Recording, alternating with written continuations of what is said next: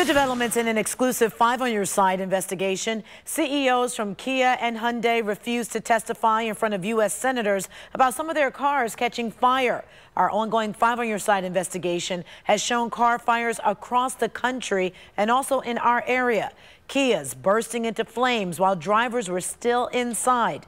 Tonight, 5 on Your Side investigator Jonathan Walsh shows us another person from Northeast Ohio whose Kia car fire was a close call. I'm 18. I have a nice car. I worked really hard for it. Jacob Moyer from Canton thought his 2013 Kia Optima was a hot buy back in August. I've done so much to get to that point. He just didn't know how hot it really was. I looked at my mom and I said, hey, I could have died today. Jacob said he heard some knocking in the engine, and on September 11th, he and his friend took the car back to the dealer to get it fixed. At that point, we got the car running again, and it was knocking still. But Jacob said the mechanics ran a Kia test on his car. It passed. However, that knocking sound similar to this was still there. Jacob said at that point, it seemed like the door had closed on his options for the Optima. Their words were, Kia will not replace the motor until it either fails the test or the motor blows.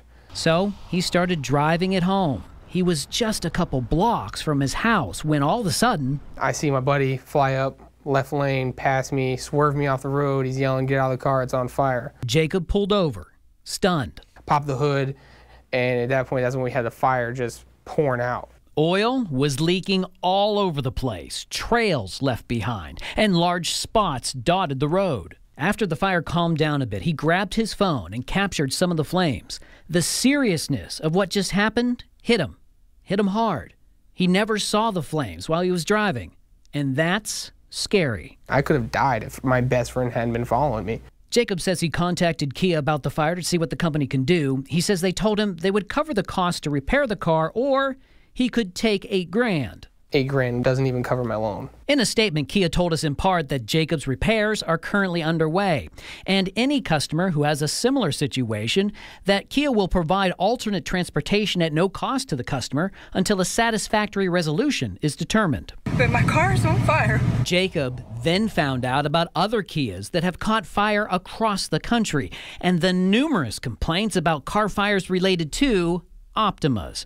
And now that the CEOs of Kia and Hyundai refuse to testify in front of the Senate panel, he tells us he's beyond angry and wants members of Congress to continue to fight for answers. I hope they tell Kia, hey, we understand it's a recall. We understand how much money goes into recalls. You need to fix the problem. It's the main reason he's now stepping forward. Make sure Kia doesn't let this happen again. I'm 5 on Your Side investigator Jonathan Walsh. And there's more. 5 on Your Side investigators received statements from Kia and Hyundai. Both say they are cooperating with Congress and they want members to do, quote, a more comprehensive review of non-collision fires among all automakers. That Senate hearing was postponed. We have their entire statements posted on our News 5 app for you to read.